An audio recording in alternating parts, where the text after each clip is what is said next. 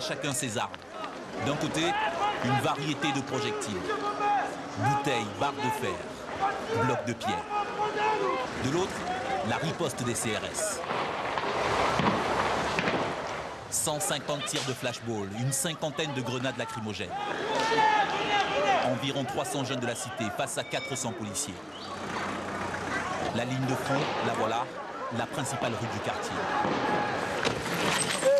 La nouvelle s'est vite répandue.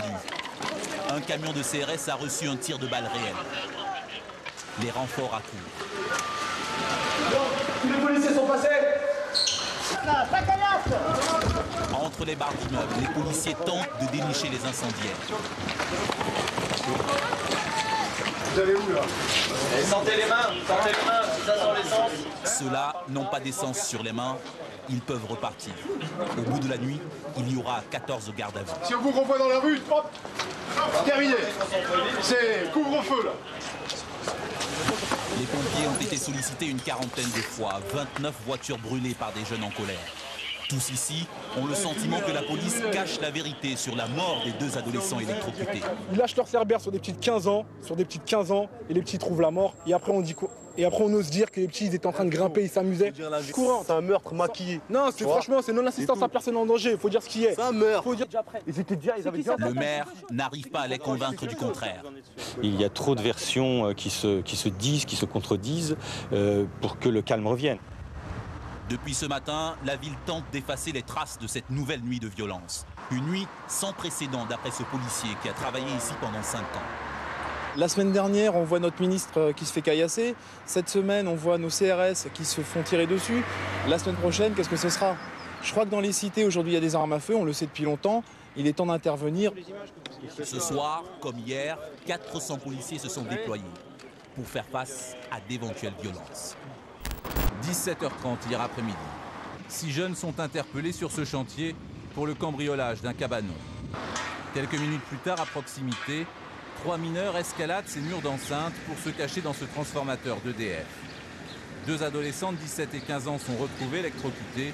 Le 3e est à l'hôpital dans un état grave. Une enquête est en cours. Il reste à savoir pourquoi ces 2 jeunes ont franchi ces 2 murs d'enceinte, comment cela s'est passé, pourquoi voulaient-ils se cacher, étaient-ils eux-mêmes sur le chantier au moment de la première interpellation. Le rapport d'enquête que j'ai demandé à l'inspection générale des services et l'enquête judiciaire menée par le procureur de la République nous donnons tous les éléments. À l'annonce de la mort des 2 adolescents, plusieurs dizaines de jeunes s'en prennent à la caserne des pompiers. 5 véhicules sont incendiés, plusieurs bâtiments caillassés, comme cet engin qui rentrait d'intervention. J'ai vu une trentaine de jeunes arriver par ici là, et prendre les poubelles des pompiers pour faire une barricade pour la police. On se serait cru en temps de guerre. En remontant vers le centre commerçant de Clichy-sous-Bois, ces bandes mettent de nouveau le feu à une dizaine de voitures et à des poubelles. Des commerces et plusieurs institutions de la ville sont alors visés. Non seulement ils ont saccagé une voiture ici, face la poste, ils ont saccagé dans l'intérieur toutes les voitures des membres de la poste, ils ont saccagé même dans la mairie qui se trouve la première à gauche, et ça devient intenable.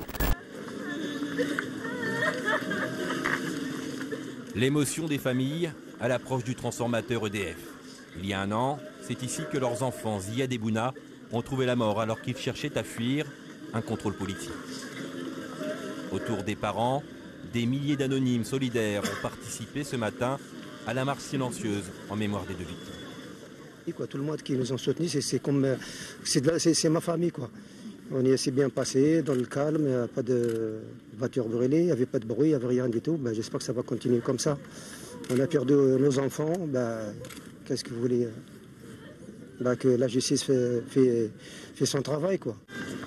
Muhitine, le miraculé, celui qui a survécu à l'électrocution, était présent tout comme des dizaines d'élus d'associatifs. Le parcours est symbolique, il traverse Clichy-sous-Bois, là où les 2 jeunes ont vécu, là où ils ont trouvé la mort. Alors que la marche touche à sa fin, sans incident notable, une stèle en mémoire des disparus est inaugurée par le maire de Clichy près du collège où ils étaient scolarisés. Restons calmes, restons dignes, ne donnons pas à nos adversaires une chance supplémentaire de nous critiquer. Un discours en forme d'appel au calme, car personne ici ne veut revivre les 3 semaines d'émeutes que la France a connues l'an dernier, pour que Ziad et Bouna reposent enfin en paix.